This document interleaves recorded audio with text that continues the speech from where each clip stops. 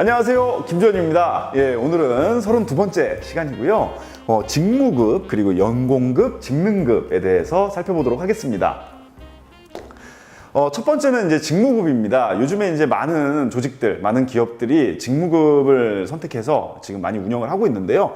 직무급은 이제 어떤 조직에 여러 직무들이 있잖아요. 그럴 때 이 직무들끼리 상대적인 가치에 따라서 어느 정도 가치가 있는지를 따져가지고 거기에 따라서 임금을 결정하는 제도입니다. 그래서 그 직무가 조직에서 얼마나 중요하냐, 그리고 그 직무가 얼마나 어렵냐, 그리고 그 직무가 돌아가는 그 직무를 수행하는 데 있어서의 작업 환경이 어떠하냐 같은 이러한 기준에 따라서 직무의 가치를 산정을 합니다. 크게 보면 한 3가지 형태가 있습니다. 예를 들면 직무의 가치에 따라서 임금 수준도 동일하게 올라가는 어떤 동일한 비율에 따라서 올라가는 형태가 있고요. 이런 경우에는 이제 하나하나 있던 관계가 어떠한지를 다 밝혀내야 되기 때문에 이 관리가 어렵다라는 단점이 있어서 많이들 사용을 하지 않고 있고요. 또 한 가지 방법은 어떤 직무의 그 가치 점수에 따라서 구간을 좀 정해놓고 동일한 임금을 지급하는 방법이 있습니다. 요거는 좀 편리하다 보니까 많이 사용하고 있는 방법이고요. 마지막 방법은 어떤 이제 연공하고 업적을 같이 좀 고려를 해가지고 그 수준에 있을 경우에는 임금 수준을 최상위부터 최하위까지의 어떤 밴드를 딱 두고서 그 안에서 운영하는 방법을 사용하는 방법인데, 이 방법도 요즘 국내 기업에서 굉장히 많이 쓰고 있는 방법이라 말씀드릴 수 있겠습니다. 이런 직무급이 성공적으로 좀 도입이 되고 운영이 되려면은 몇 가지 전제 조건이 있는데요. 첫 번째는 직무들 간에 서로 누가 얼마나 가치가 있는지를 평가할 수 있는 직무 평가 시스템이 사전에 구축되어야지만 직무급을 도입할 수가 있습니다.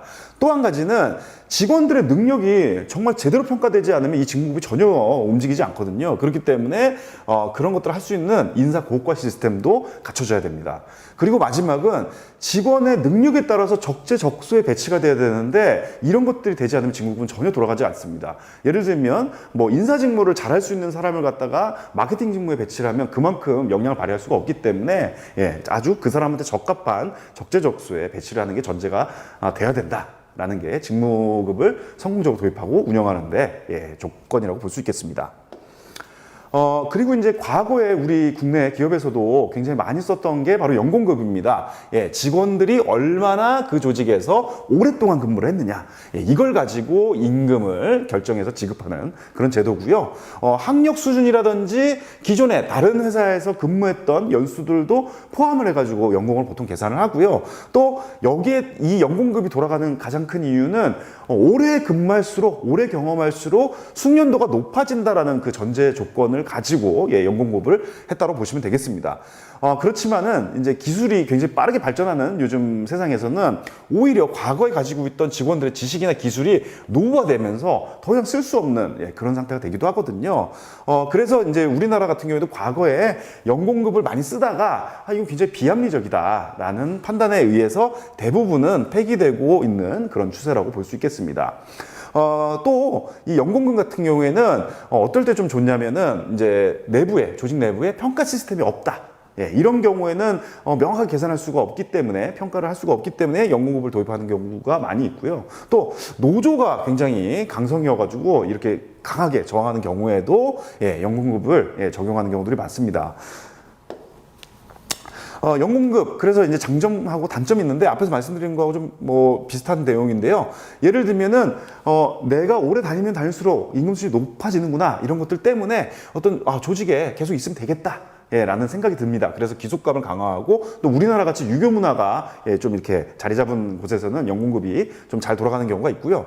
그러면서 또 인력 확보나 이런 앞에서 말씀드렸던 성과평가 시스템 자체가 좀 약할 때, 이럴 때도 굉장히 좋습니다. 왜냐면은 회사를 그냥 오래 다니면 되기 때문에 이 업무 저 업무 다 받아들이는 거죠. 그래서 인력 확보가 좀 용이하다는 장점이 있는데, 단점은 동일 노동에 대해서 근속이 오래됐기 때문에 더 임금을 많이 주다 보니까 동일 노동에서 좀 동일한 임금을 주기는 게 굉장히 어렵다라는 단점이 있고, 또 이렇다 보니까 좀 뛰어난 사람들, 유능한 사람들을 확보하는 데 있어서도 좀 어렵습니다. 내가 차라리 다른 회사를 가가지고 더 많은 연봉을 받자, 이런 거. 그리고 또 능력이 있으면서도 좀 젊은 직원들 같은 경우에는 연봉이 좀 짧다 보니까 임금 수준이 낮게 되잖아요. 그러다 보니까 좀 사기도 좀 떨어지고, 또 근무를 하는 데 있어서도 적극적이고 열정적으로 일하기보다는 좀 더 소극적으로 일하는 경우들이 많이 생깁니다.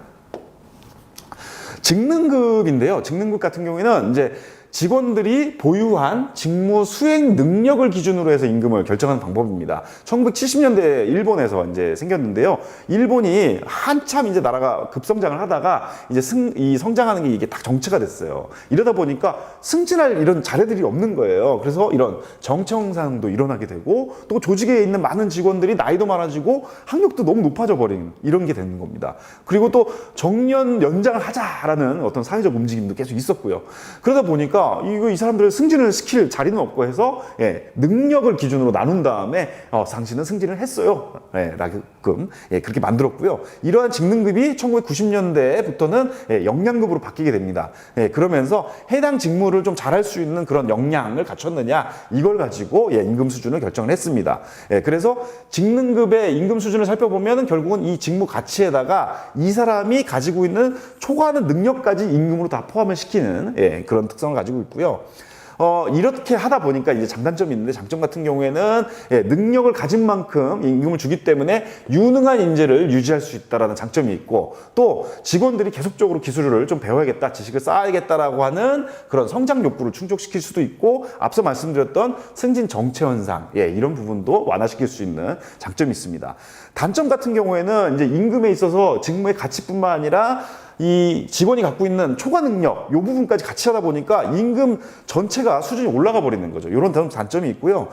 또 직능 자체가 향상될 수 있는 그 직무들이 한정되어 있기 때문에 다른 그렇지 못한 직무에는 적용할 수가 없다는 단점이 있고, 또 직무 자체가 표준화가 되지 않으면 운영할 수 없다라는 단점이 있습니다.